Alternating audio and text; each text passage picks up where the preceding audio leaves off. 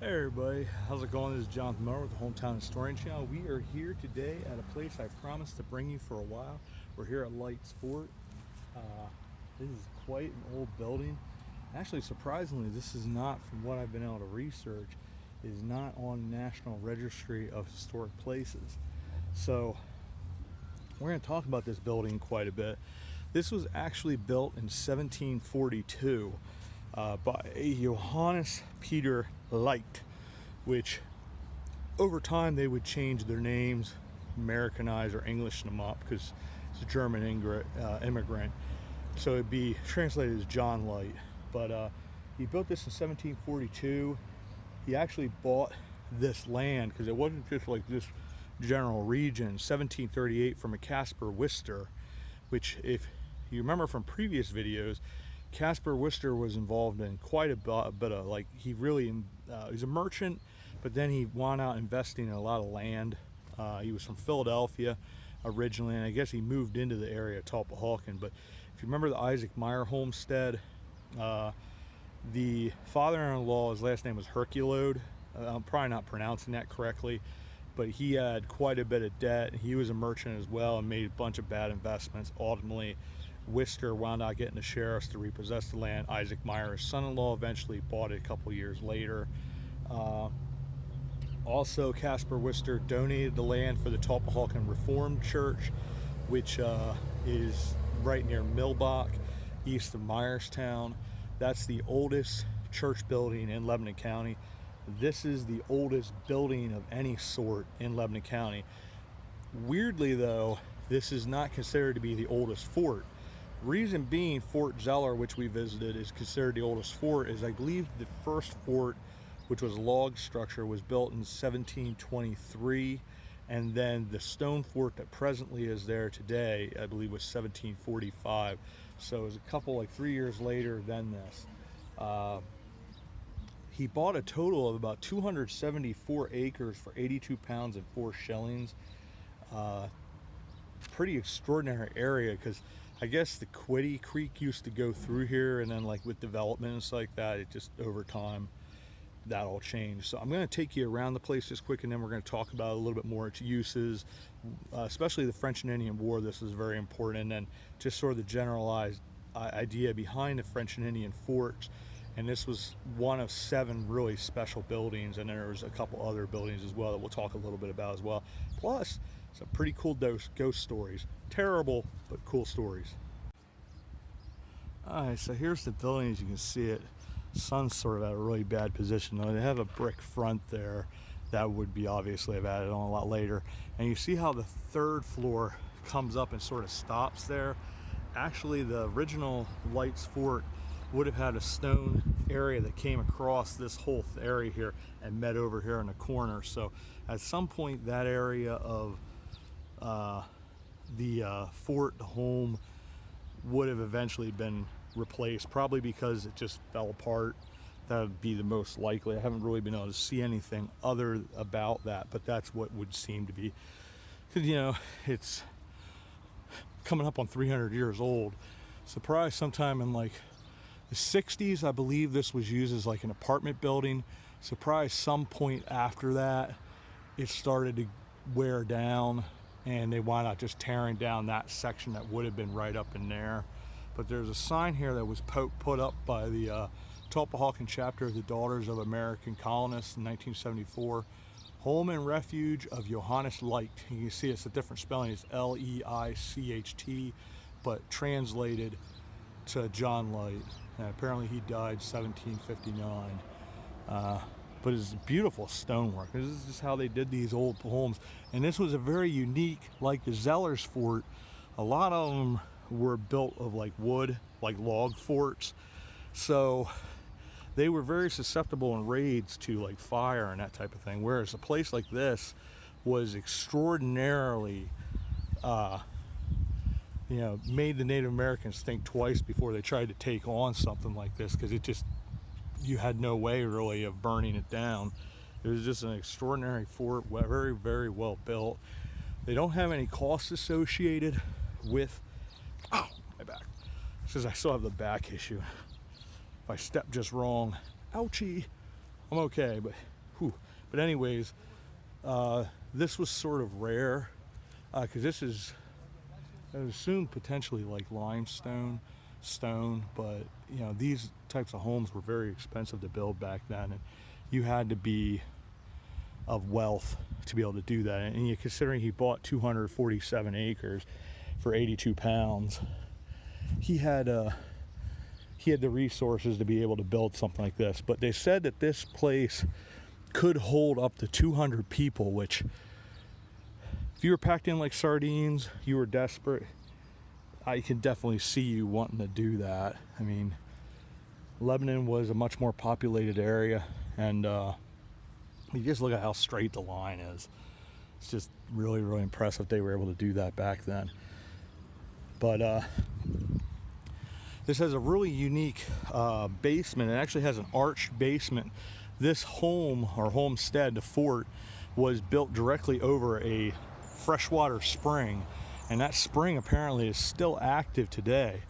Another really unique thing about back in the French and Indian War, they actually had tunnels going out from this for, I guess they said, about a mile. So I guess there was a wooded area over near Chestnut and 8th or something like that.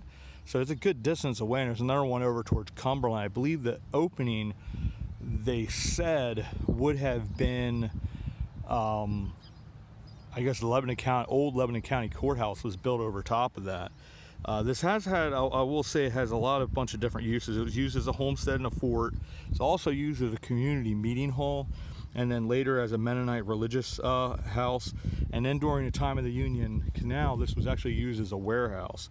Some of the modern uses is grain storage, a distillery at one point, a beverage distributor, and also, like I said, back in the 60s, I think it was used as an apartment building, and then eventually, I believe its use now is sort of like a museum that you can get them to let you in from time to time.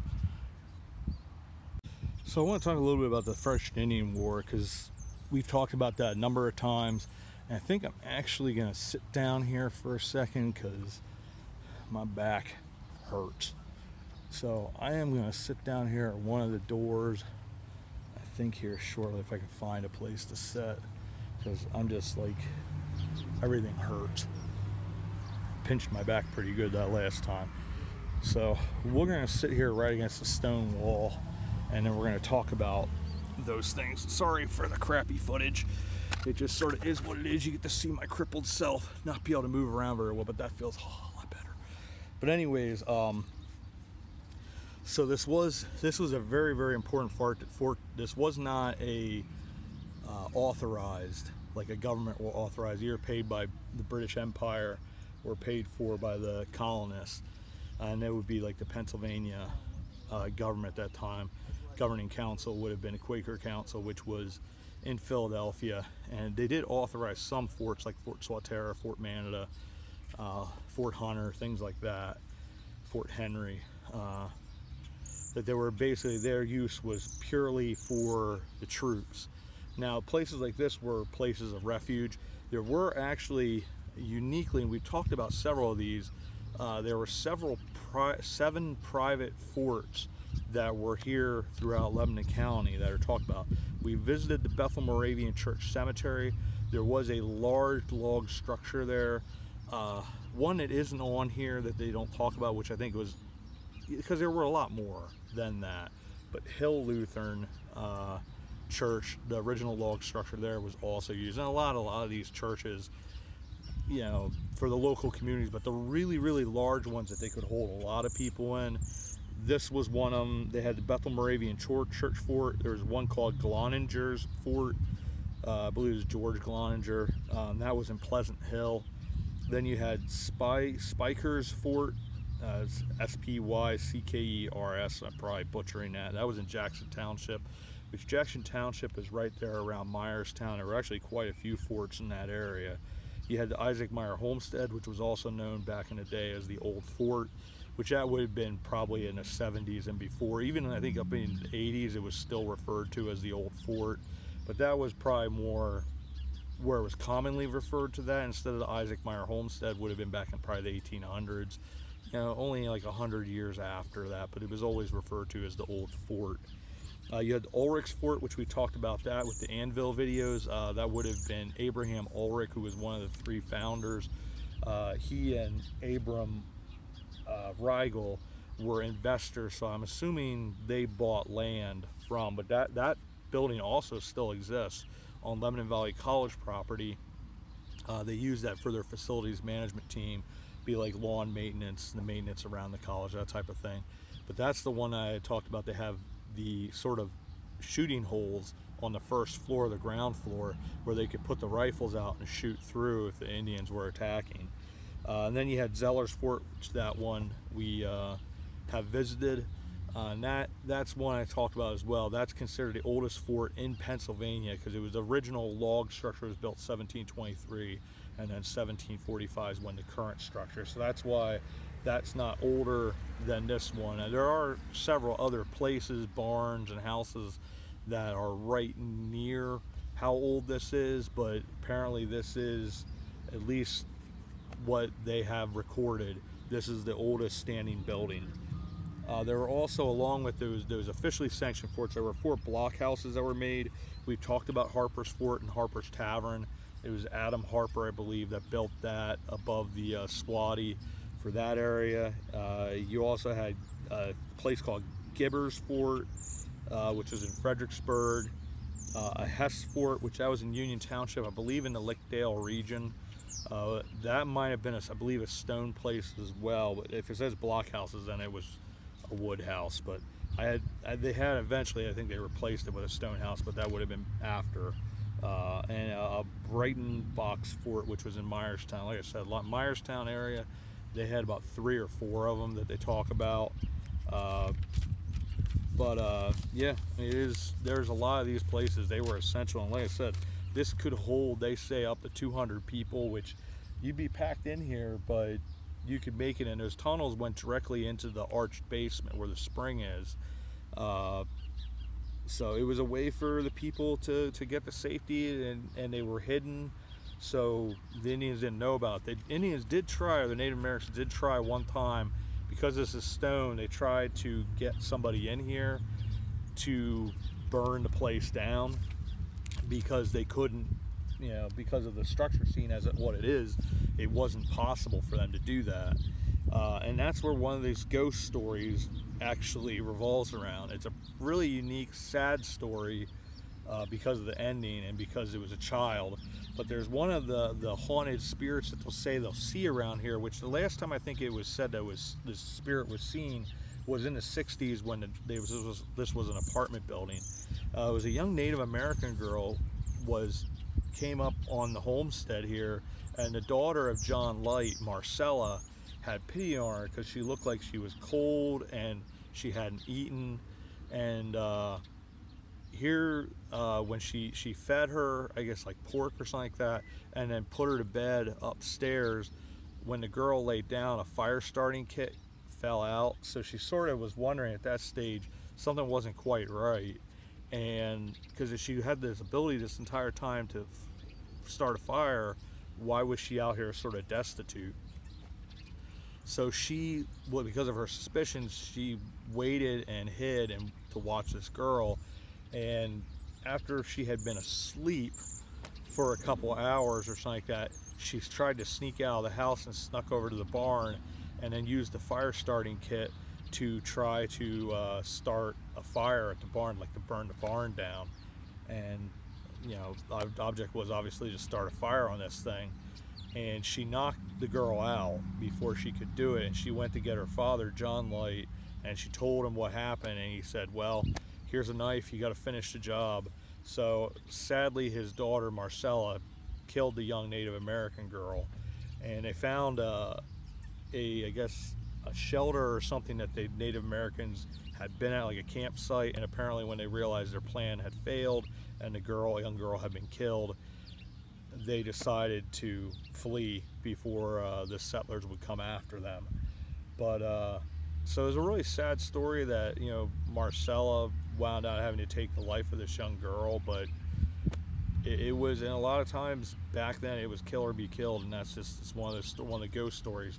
The other one, which doesn't have a whole lot of like to it, but they say that every now and then you'll see a man in like colonial garb sort of walking around the property. No wailing or anything weird, it just, they see him. And then I guess when they were fixing this up, Lebanon Conservation Group was fixing this up, one of the workmen was on a ladder and felt a really cold, like spine tingling type feeling, and they sort of think that might have been the same spirit or whatever it was. So, but a lot of history here at Lights Fort. I'm glad I finally was able to bring you here and you could see it a little bit.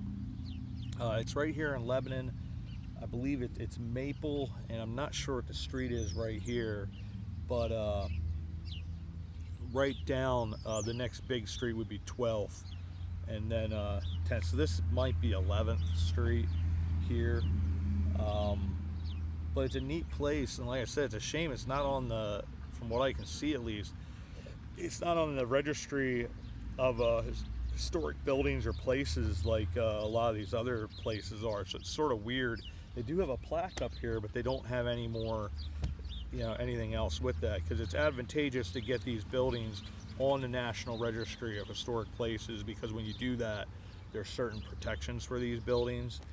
So hopefully at some point that's something that can wind up being realized. But Lights Fort, oldest building in Lebanon County and Lebanon City. Really neat stonework, neat place to come and visit. Cliff and I had done a video here for his Searching for History series for Lebanon. This, I believe, was the first place that we visited. At some point I want to visit that log house on Chestnut Street, because that's pretty significant, because that's what a lot of the houses back there when Lebanon was founded by George Stites would have looked like. It's a very there's a name for the architectural style. This would be colonial.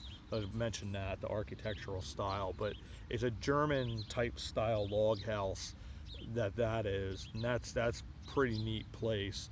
Not as old as this, it's a little bit newer, but there's also a cool park that I'd like to visit, and then a couple other churches. Potentially go and check out, do some photography for the Hometown Historic Churches series, and go from there. So I'm not sure what I'm going to do yet today, because my back is sort of funky and it's sort of uncomfortable walking at sometimes. So anyways, we will see you next adventure, and we'll see you all about town. Thanks everybody.